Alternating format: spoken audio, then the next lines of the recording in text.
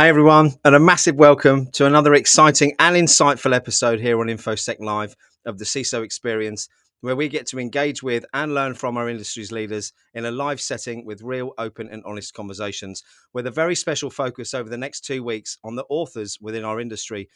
For those that are new to the channel, my name's Simon Linstead. I'm the founder of the InfoSec Live community and also your host for this series. And by sharing stories and best practice over the last few months alone, has led to 40,000 views and 7,000 hours of our content being watched on YouTube by you, our amazing subscribers. So a huge thank you for your engagement.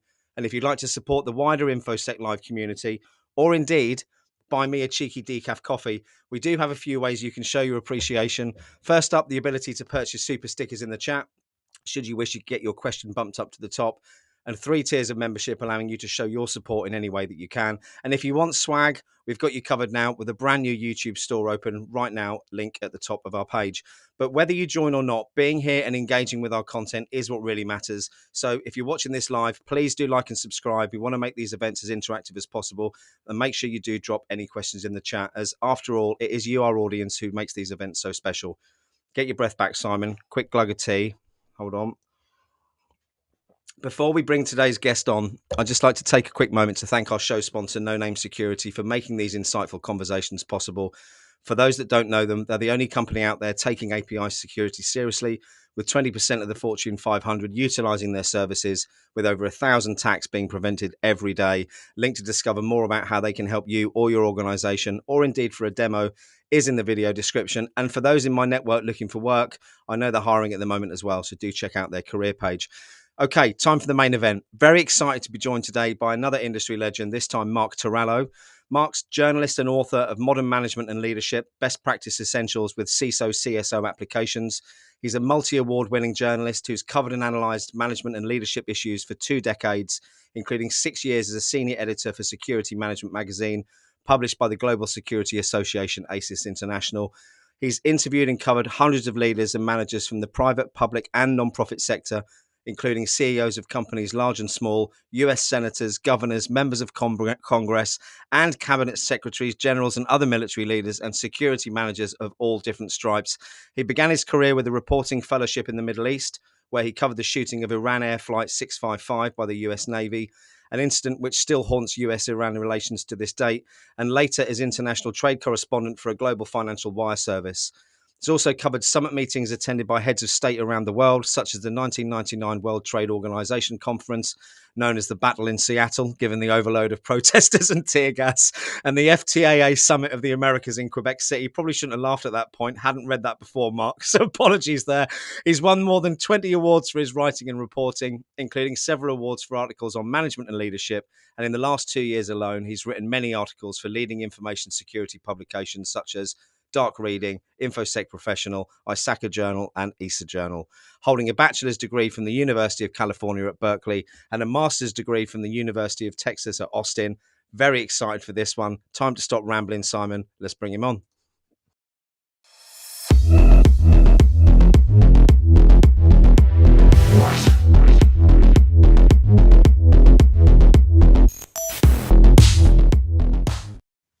Welcome. Hi, Simon. Thanks for having me. Thanks for waiting through that very long intro that I have for the show. I appreciate your patience with that, Mark. And what didn't help is all the amazing things that you've achieved over your career, which did add a couple of minutes onto that. And for those that haven't seen you or met you before, I want to start off by digging in and finding a bit more about the journey of where Mark's come from and how you've ended up where you are. But before we do that, I just want to take a couple of shouts out to 2 people in particular. Well, 2 groups of people in particular.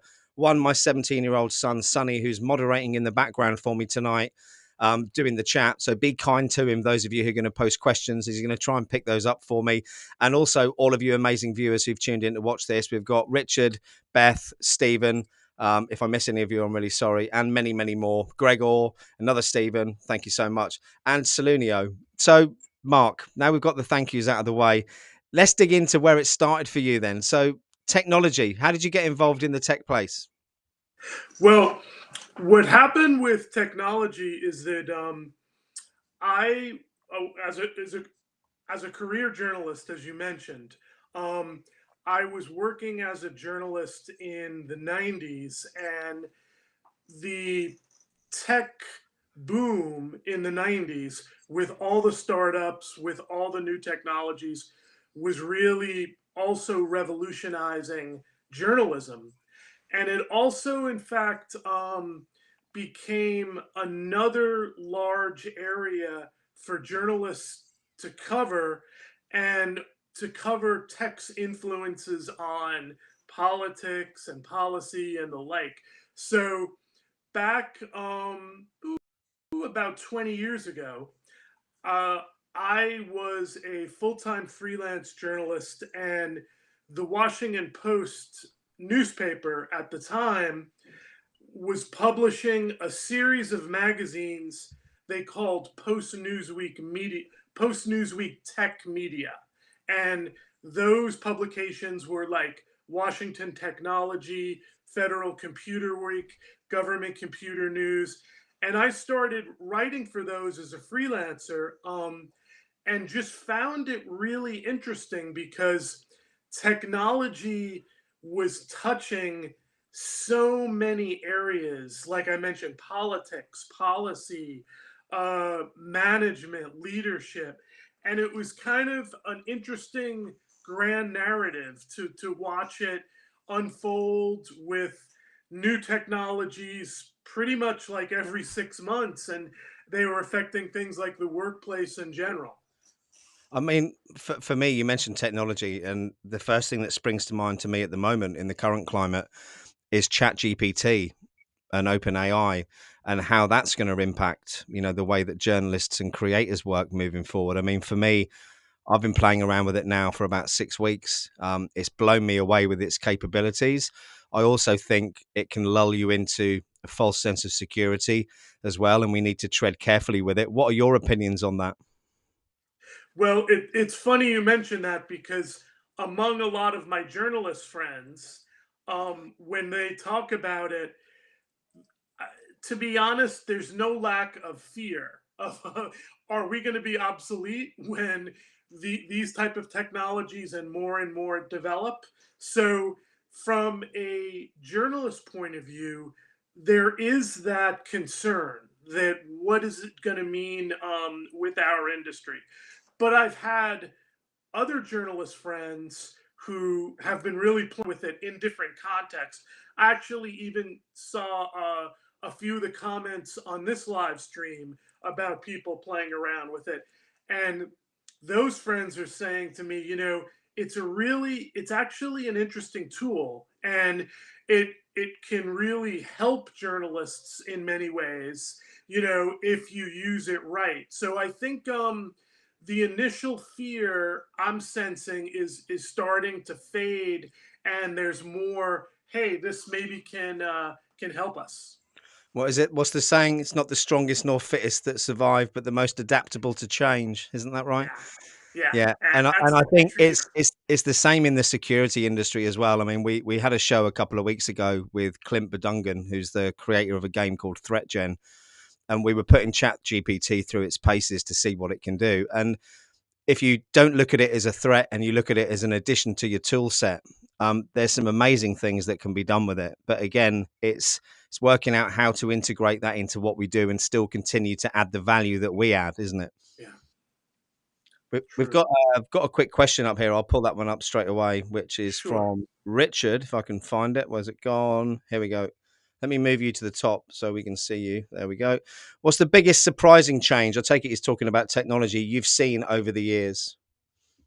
This sounds like a cliche, but I started working as a journalist before the internet was in common use, and it just I really it still boggles my mind when I think back to the days when there was no internet. We had things like wire services where we could get Yeah. Associated Press and UPI stories by the minute, but not having the internet for the research, for the communication, Well, it, it also let me jump in on that one because yeah, I worked in the industry briefly in my late teens and early 20s as a courier, working for a group called the Archant Group here in the UK.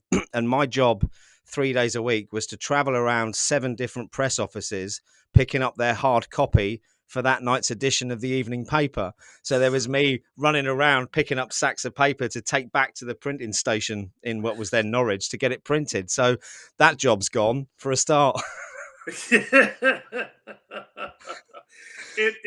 those were the days, it was back. And then in terms of the question, surprising change, I think again touching on the internet and the technologies, what's kind of interesting is that for all the popularity of YouTube and streaming and all the rest, it's interesting how typing, texting really seems to still be, in many ways, the most popular form of communication. Just basic words, people typing to each other. It's almost like that's still the king. No, I completely agree. I was talking to a journalist friend of mine today, actually, a chap called Lou Covey, who's based in the US and runs a magazine called Cyber Protect. And he was saying he's seen, ironically, a big uptick the last 12 months in companies demanding kind of paper print material. So, you know, whether Wow. whether it's case studies or articles or fluff pieces, but more and more companies seem to be going back to the printed word. Have you seen evidence of that yourself?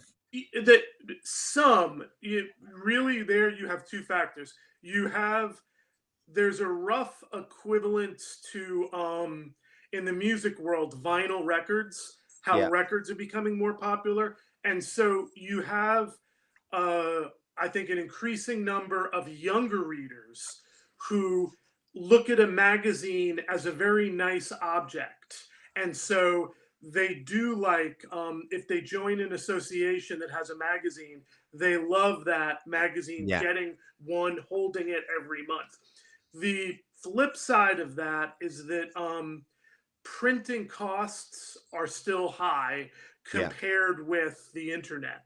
So there's always the battle, the financial battle of, can we afford to print a magazine? I think that reminds me of a couple of things. First one, a friend of mine used to sell photocopiers, and his favorite quote was that ink is the most expensive liquid that you can buy in the world, which Good one. relates quite well to that one. And the other thing I was thinking of was around, I've forgotten actually. What was it? What was I thinking of? No, it's gone. Let's move on to the next one. That's what happens when you're nearly 50. Things slip from the brain and then they come back. Let's move back to the book. So you've written a book recently. I believe it's launched already. Talk to me Yes. about why you wrote that book. It's a funny thing. I, as a journalist, I covered managers and leaders of all stripes for years and years and years. And I found that very interesting. But one of the big, if not bigger, motivators for writing it is, as I was going through my 20s and 30s, I noticed that so many of my friends who were smart, talented, really nice, convivial, collegial people had problems with their work managers. And sometimes it really could, it seemed like it was making their life miserable. And I thought, it's just weird how so many managers have a negative influence on their staff, their lives. So when I got the when I was approached by a publisher who liked my management articles and asked me about a book, that was one of the motivators. Like, if I can get good information out there that can help people, um, be better managers, and in the process minimize the chances that they'll be causing pain and suffering to their staff, I would do it. Oh, absolutely. And I think, let me just type this message because I can't do two things at once. Um, the one thing I want to come back to on that is workplace culture, in particular with technology firms as a highlight. Especially in the tech boom before, there was a massive influx of ping pong tables, pizza on Friday, and other such things to motivate staff. And a lot of it seems to have turned into a bit of a way to get people to work unnecessarily long hours. You know, we'll provide you with breakfast. You can even have lunch in, stay late, have pizza. And I think the idea of what a positive workplace culture is in reality and what firms are out there promoting as a positive workplace culture are two completely different things. So let's talk about that. Give me your opinion on that. Yeah, it's a really interesting example because in the 90s, when the IT's startups were really flourishing and there was a new startup, every other week, people who observed the evolution of management would look to them and say, now these young folks, they're going to revolutionize uh, one older executive said to me, I think they're going to blow up the whole thing because management is going to be so different after all these startups take root. And part of the reason people thought that was, as you said, you had this casual environment, you had all the amenities, you had games. You also had the concept of, for a 20 something who works at a startup, that's kind of their workplace and their play place. And their They would social hang life. out with Yeah. people, they would go out drinking with people. So it became like so much a huge part of their life. Tech bros.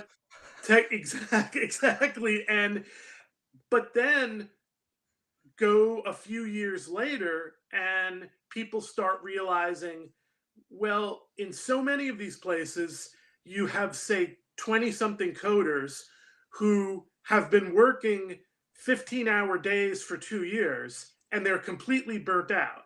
And a lot of these IT firms would be like, sorry, see you later. Thanks for the good 2 years. Um, and so it wasn't at all the kind of progressive, people friendly management at the end that a lot of people thought it would be. I think a couple of things there. One, it's the, I suppose, the maturity of the organization going from loads of 20-year-olds to now 30-year-olds with children at home who don't want to be working until Yeah.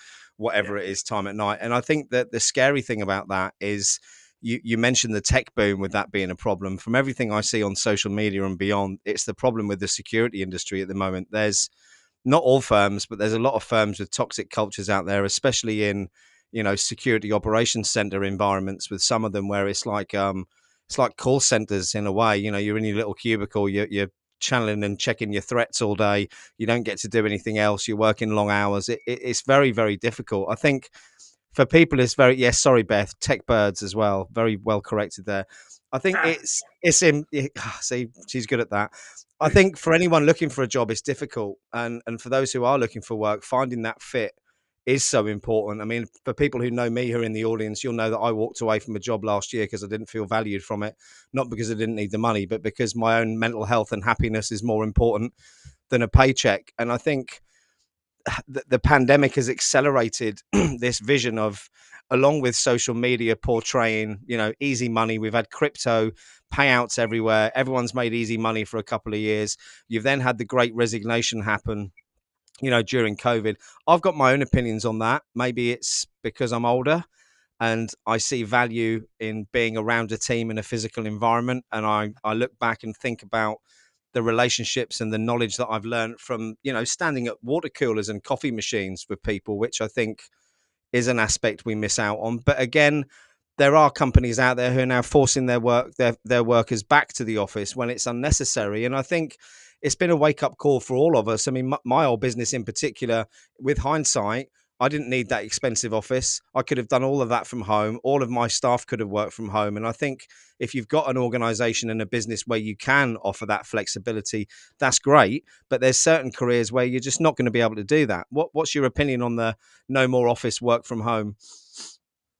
Yeah. Now that's a really interesting issue, and it just seems like right now it's completely in flux because what you've had is it, I think you were very on when you said COVID, in many ways, the pandemic was like an accelerator. Because if you go right before the COVID period, let's say starting around 2008 or 2010 or so, um, you did have more people who say, would ask for, can I work remote Yes. once a week or twice a week, and at the time it was looking for balance. I know here in Washington D.C., federal agencies are generally not in front of the curve. They're kind of like big bureaucracies Yeah. and they kind of follow. But even federal agencies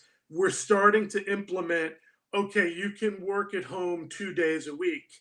And that was having a lot of positive feedback among the workforce. Then you got COVID, and a lot of organizations were forced to work almost completely remote. And I do think that there was some people who didn't like that 100% remote. They still wanted the balance. Yeah. A, but then B, and this is huge, huge issue here where I am in Washington D.C. Downtown was decimated Yeah. because so many of the office buildings were empty. So literally 2, 3 weeks ago, the mayor of DC came out with what she called the DC comeback plan. And they're doing different things economically, like maybe looking if some of these empty office buildings can be converted, Yeah. they're actually pressuring the government to see if more people can return to the office. There's a lot of ramifications to this huge change, and it's really still getting shaken out in It terms of is, what's and going I on. think it crosses so many different, I suppose, verticals in a way where you look at the change you've just mentioned is what we need here in the UK. So we're obviously small island, lack of properties. You know, we haven't got enough housing for our population, but we've got all of these office buildings that are empty, loads of shops and retail units that are empty now because people's shopping habits have changed. That isn't going to change. You know, that's here to stay. And one of the things they need to do is be more progressive with policies. So for example, here in the UK, getting planning permission to convert a commercial property into a residential property is an absolute nightmare. It isn't an easy thing.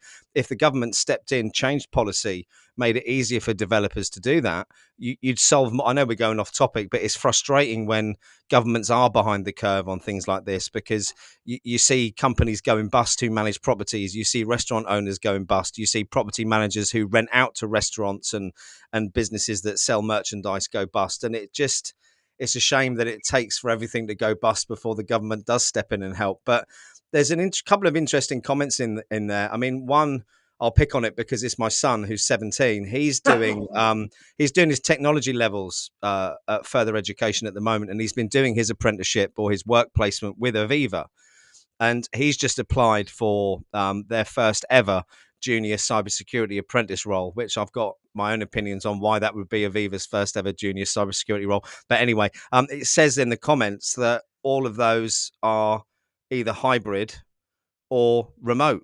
And I think that goes to show that bigger organizations where the roles can be remote are adapting to that quite quickly, because I think the danger now that we're seeing is that companies are losing out on talent because they're not prepared to be flexible with that. I mean, again, back to your comment about the state of flux, it's on both sides of the coin, isn't it? You've got the employees in a state of flux and the employers. So I suppose time will tell, maybe, Mark. Yeah, and then the whole wrinkle, I know when the COVID really first hit, people call it the deep COVID era, right around 2020, when all of a sudden so many people were working home offices, home computers. Then you had the whole infosec angle of, wow, that's more stuff to Yeah, protect, which is more data a massive transfer, contributor to our industry absolutely blowing up the last 2 years as well. just really, really expanding all those concerns, which of course then dovetailed into much more work for existing infosec staff and much more stress. Yeah. And stress is at that time a kind of dangerous commodity because if you remember, the health experts were specifically saying more stress can lead to breakdown of the immune system and more likely you'll get COVID. And So, more likely you'll make mistakes as well.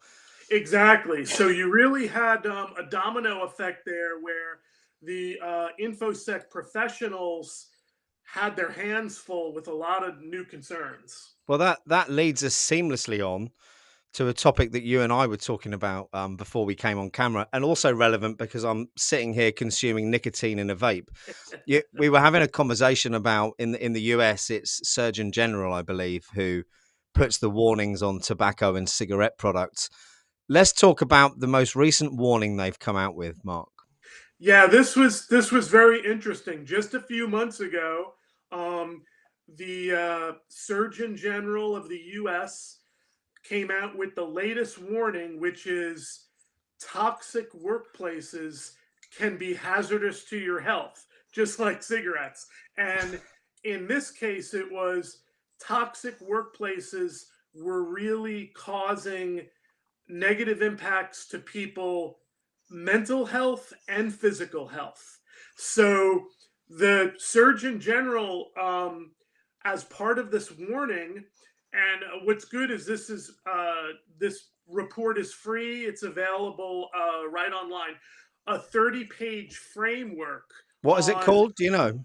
yeah, it's called the Surgeon General's framework for, I believe, workplace well-being, and it has great toolkits, resources on to help managers make sure that their workplaces stay healthy, are not to the point where they're approaching toxicity, and it really breaks it down into a 5-point framework where healthy workplaces should have good social relationships, opportunity for growth, all these good points and resources to back up exactly to help workplaces maintain this. So that this is for my ignorance of how it works in the States,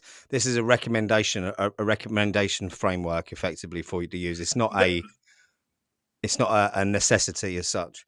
That's right. It's not Yeah. regulation. The U.S. Surgeon General, who's called the nation's doctor here, Yeah, got you. is basically puts out guidance and warnings about public health. And it was this was an especially interesting one because they're usually they deal, obviously they were tobacco in the beginning, and then when the AIDS crisis was happening, there was Surgeon General warnings about that.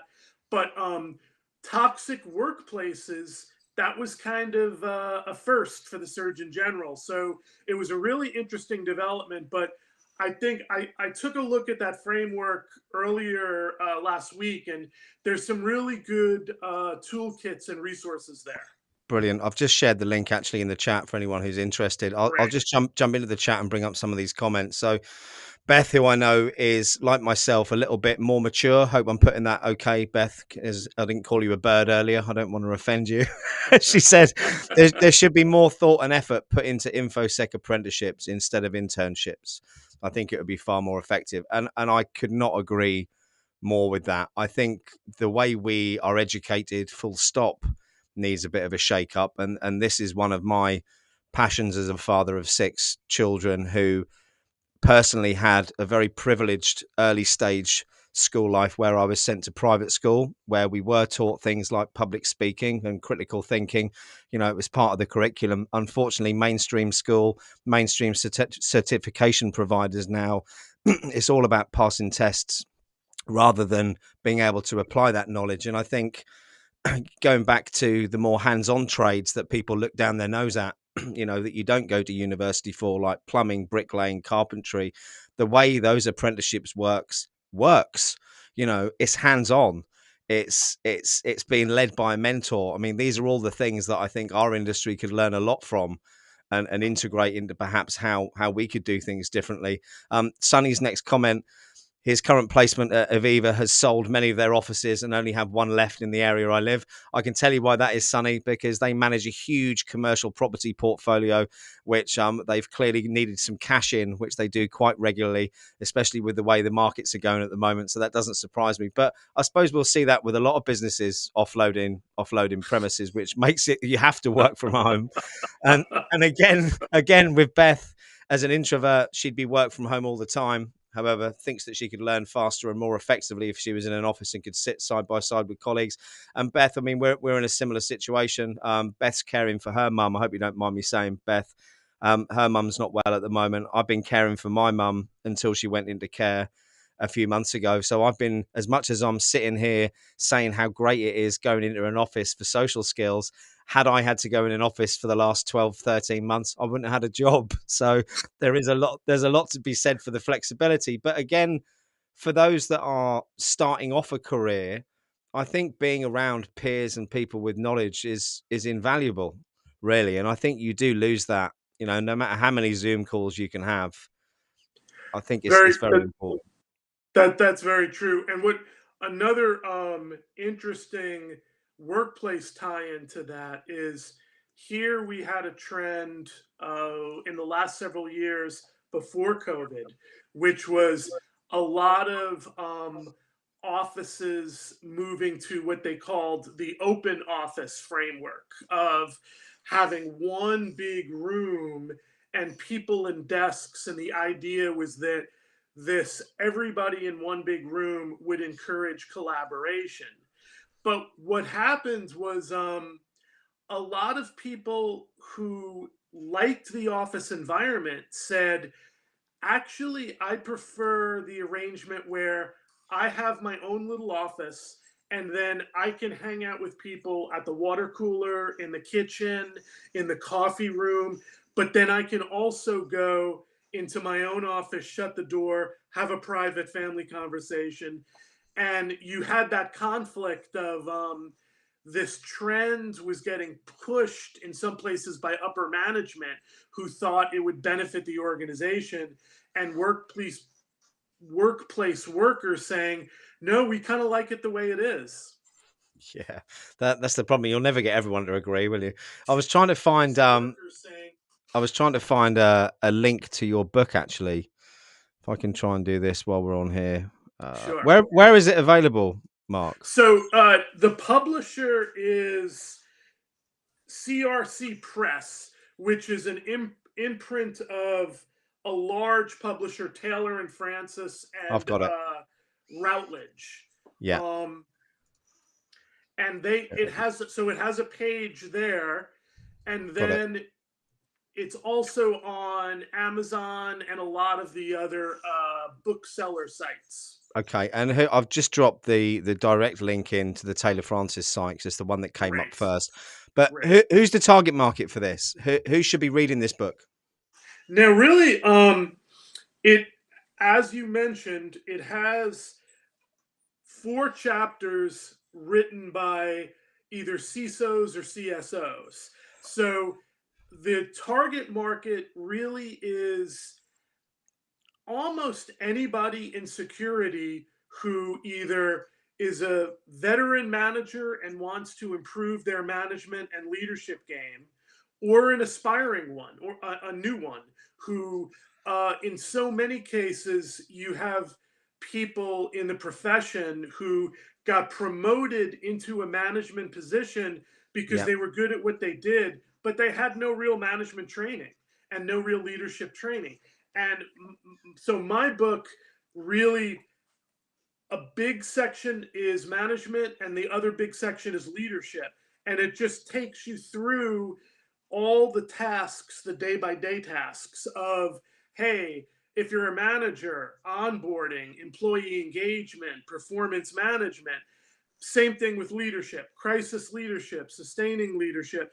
So we found that a lot of people in security, especially once they reach the CISO or CSO level, they're part of the C suite, but they don't have an MBA. They didn't go to management school. And maybe some of the other executives did. So they feel, I know when I was at ASIS, our members would say that all the time. Like, yeah, I'm being treated like the top cop, yeah. not really an executive, you know? And so this is hopefully like a good crash course in management and leadership Well, training. do you know what? It's a question on the CISO experience when we have CISOs on regularly. A question that always comes up from our audience is how to bridge the gap between the technical experience and the ability to communicate with the board and lead a team. And we hear a lot about the ability to converse with the C-suite, but let's not forget that, you go from being in a room with colleagues where you're the same as them. You've then got to learn how to lead and manage those same people who are part of an equal team for Yeah. you. When you get into a leadership position, you have to understand that those excuse me, those dynamics change as well.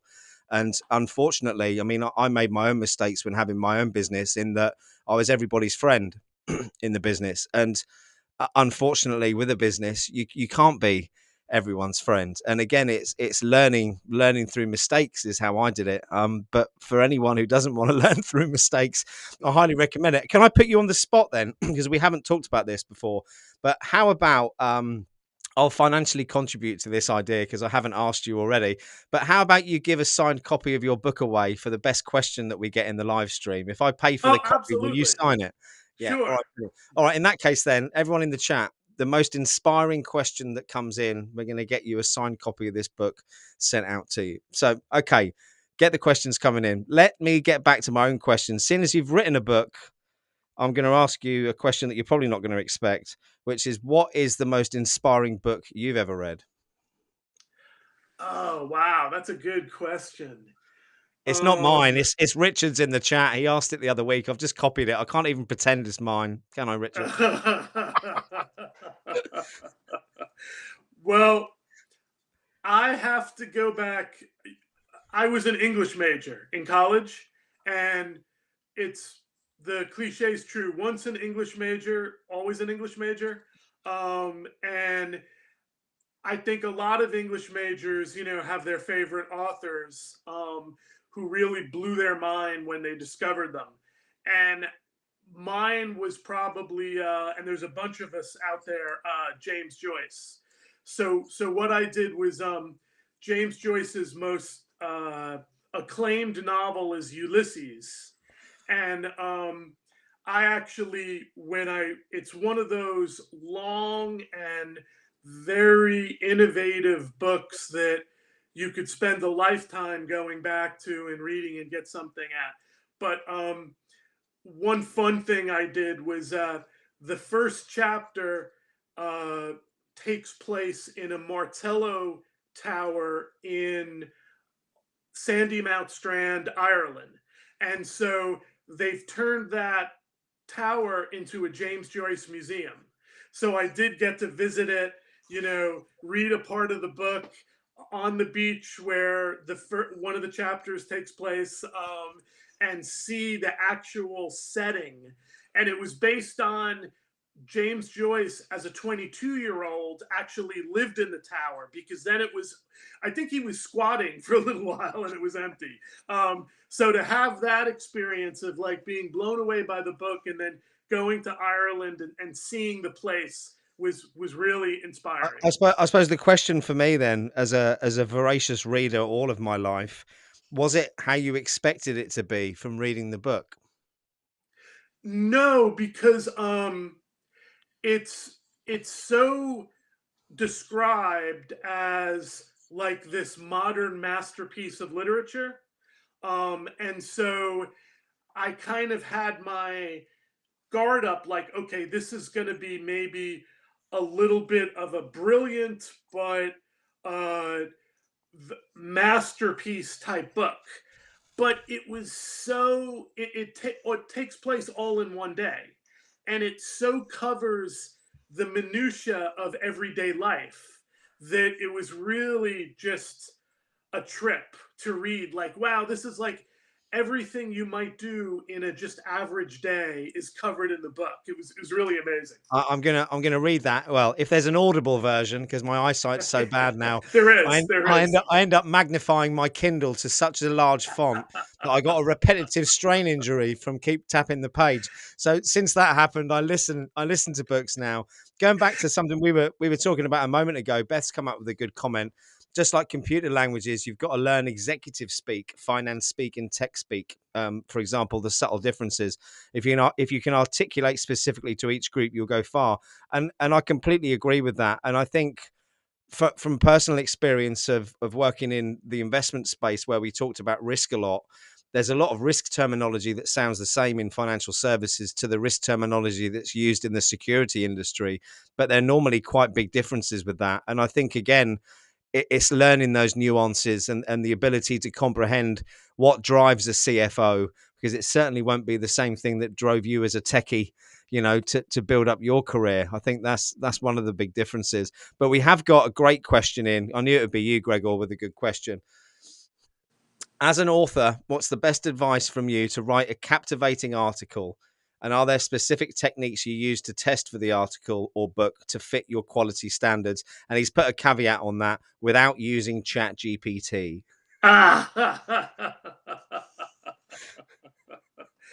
yeah, I hate to say it because it involves more work, but one of the best piece of advices I've heard, it was by the American author Mark Twain, who said, once you've finished your article, that's a good place to start.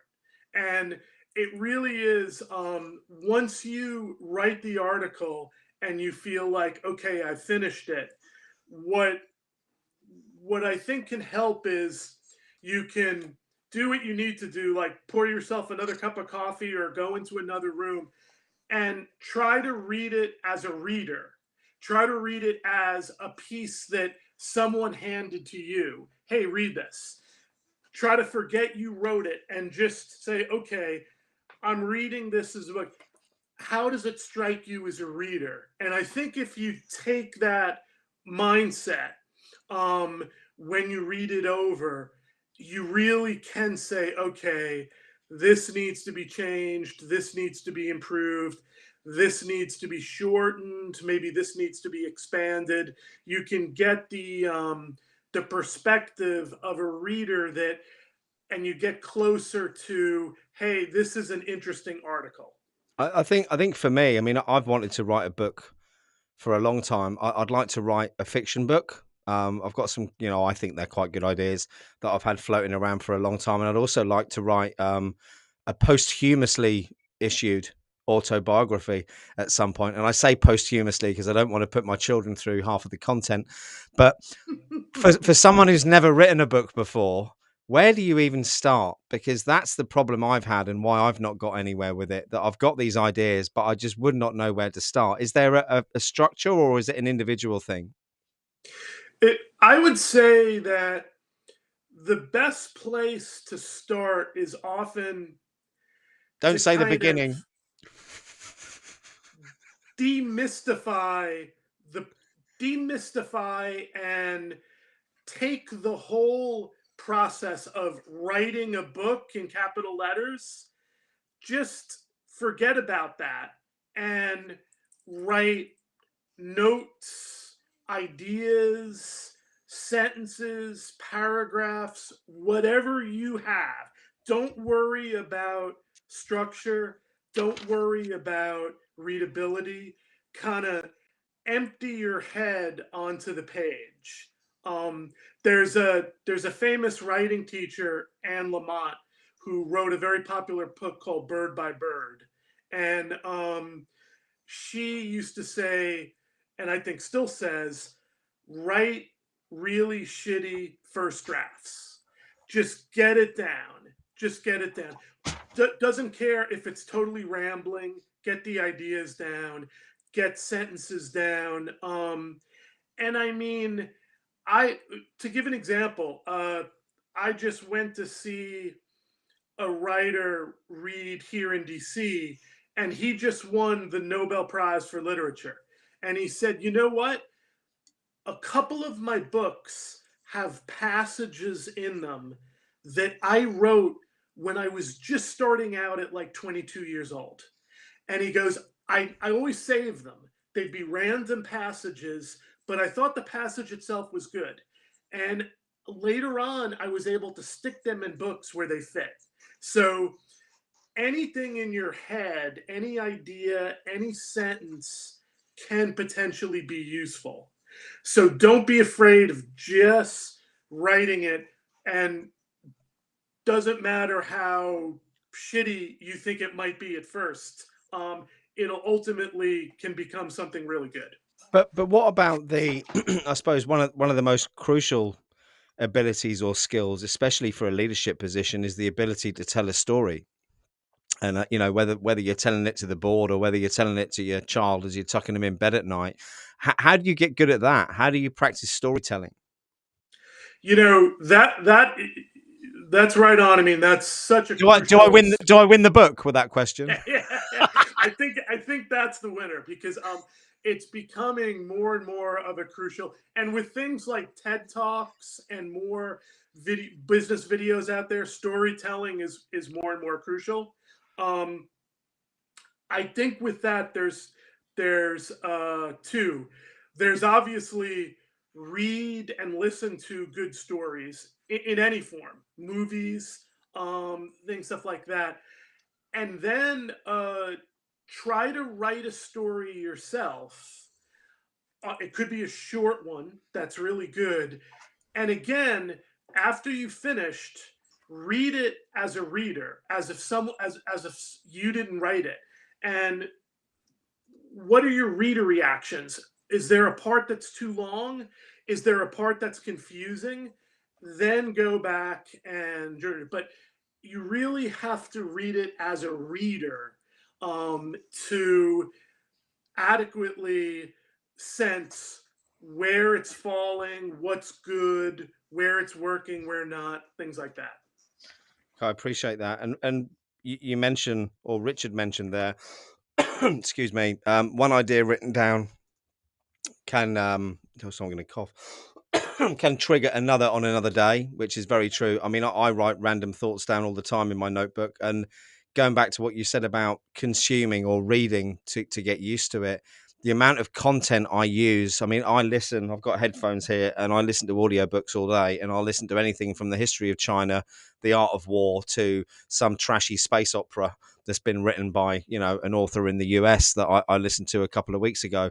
But what I do with that is I sometimes get really good quotes and passages that I then incorporate into my own kind of marketing, because I think it relates to something. I mean, you could call that plagiarism, I suppose, but I call it stealing ideas. And I think the crucial thing there is that you're making the effort to take it and write it down or input it or whatever. Uh, so many writers, famous, successful writers that I've heard read and speak say, to aspiring writers, please keep a notebook or keep a file in a computer. When you get an idea, write it down, type it in, whatever. Because once you start accumulating a lot of stuff, you really think of it as your own IP. It's your own intellectual property, Yeah. and you really want to. I ghost wrote a book by a tech guy that was about creating a culture of intellectual property. And the thing is what we were talking about earlier with IT startups. So many IT startups develop great intellectual property, but they just let it go. They don't develop it. They don't write it down or conceptualize it. So think of your ideas as your own IP. Treasure those, write those down, and using someone else's quote, that's perfectly good, as long as you attribute it to them. Yeah. That's another piece of IP that can be added to your IP. That's a really good point. And Beth, I mean, you're definitely showing our age here because I completely understand what you mean. Tape recorder. We used to use them for dictating reports in my old business. So I have got one somewhere, or an app on your phone, and put it on your nightstand. And the reason Yeah. I've brought that one up is because I want to talk about how the mind works in relation to creativity. I really need to stop smoking. And what I mean by that is when I went through my traumatic life event a few years back, mindset became a huge focus for me. Meditation became a huge focus for me, and I started to understand a little bit more about, I suppose, our brain working as a processor, and it works as a processor not when we're sat at our desk with our head in our hands thinking of ideas. For me, Ideas come back to the tape recorder back next to the nightstand. Ideas come when you're relaxing out for a walk in the bath, having a shower, playing with the kids. That for me is when the creative juices really flow. And that's when it's so important to have written down previous ideas. As Sunny said, you can then go back to them and start building on them for content. I don't just use Chat GPT for my marketing content now. I do try and think up some original stuff. Although for the last 10 days, I've been running a test on LinkedIn. Every single one of my LinkedIn posts, which I do about 2 or 3 a day, has been constructed using my own words and Chat GPT. And I've done that to see what the metrics look like. So does it affect it? Do people recognize it as my voice? Do they see it as Chat GPT? Ah. And do you know what the worst thing about it is, Mark, is that my views and my metrics have gone through the roof since I've been using it. So it's clearly more charismatic and engaging than I ever was. So, but again, it's using the tool correctly. And I know I've talked about my son a lot on this today because he's in the background, but I'm also very, very proud of him. And I'm very proud of him for a few reasons. One, he passed his theory driving test yesterday, which means soon I'm not going to have to give him a lift anywhere anymore because he'll have his own car. Get in, Sonny.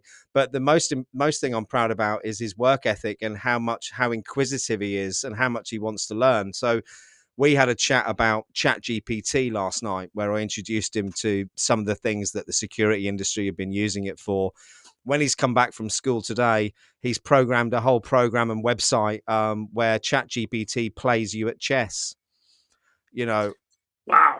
yeah. I mean, I haven't got Wow. a clue how you did that, Sonny, and I wanted to give you a quick shout out for it because that kind of mindset is the one that the industry needs. I think that critical thinking, that desire to look under the bonnet and create things yourself is missing with a lot of our youngsters these days. Perhaps I can say that And because I've got loads of children to draw on. But but it's a very applicable point when it comes to management because you're getting more and more young workers like your son who have all these ideas, and if you show as a manager, hey, we're open to your ideas even if they seem kind of a little bit outside of box, we'll at least listen to them. yeah, We'll have conversations where you can offer them. And so when a staffer has a manager who's really open to their ideas and feels like, you know what, this guy or this woman, they'll listen to me. Huge when it comes I to think management. you're absolutely right. It's having someone who that who you believe actually shows or sees value in you and gives you the feedback and encourages you to have those ideas. I think in a lot of organizations, without wanting to talk out of turn here, seeing as you work for Aviva, Sonny, I did a stint at Norwich Union many years ago, and there used to be a joke about we were all turned into the Borg because they wanted you all to be exactly the same person. They didn't want you to have ideas. They were molding you into a certain fit, and it's refreshing to see that the management who are dealing with him there now aren't like that. But we're nearly out of time. One quick comment that Beth's made there: you use a different part of the brain for verbal versus auditory. So a combination of both puts you ahead of the game, apparently. I had no idea about that. Did you know that, Mark? I didn't. That's a very interesting point. It is. I'm going to research that. So look, before I wrap things up, any final words apart from buy my book? The link's here because I'm going to drop it in again now for anyone who is aspiring to be a leader or is a leader and feels a little bit out of their depth and needs a bit of a hand. Highly recommend. Lost the link. We'll find it in a moment. So if you've got any final thoughts while I look for that link, Mark, that would be great. Yeah. I think where management is going, we touched on it just now about listening to your staff. If you really, if you're a manager, whether you're a veteran manager or very new, if you're looking at it, the way to look at it is a two-way process. That your staffer is working and contributing to the overall mission of the organization, and then you as a manager is contributing to their overall development, their career goals. And if you look at it as a real two-way street, Let's develop your abilities, the staff's abilities, to the best we can, and at the same time, let's develop the workplace to make this the best workplace it can be. Because hey, if you are in the office, you're spending half your life there, and it's incumbent on the manager. Let's make this a great place to work, and at the same time, let's help our staff do great work. Really, then it's a win-win. And then watch that productivity increase at the same time, I would imagine. Yes, yes, That's the thing for me. Right, Mark, thank you so much. Audience, thank you again for being so engaged. Before I wrap things up, Gregor, I think you're the winner. I can't take the book.